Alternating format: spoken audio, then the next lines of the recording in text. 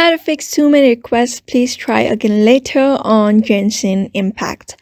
Hi everybody, welcome back to another video. In this video, we're going to learn how we can fix the error of too many attempts and you're not being able to log in into the Genshin Impact application on the device.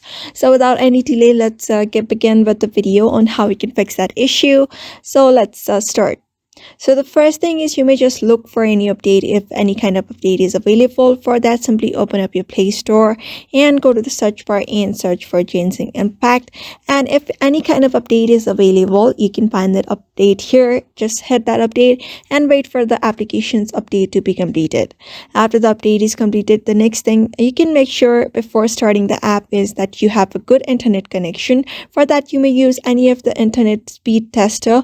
After that, see if you have a good internet connection or not, because in order to make the Genshin Impact application work on your device, you need a greater internet speed. So if you don't have a greater internet speed, you may just switch up to internet that is faster and more reliable while you are playing Genshin Impact game into your device.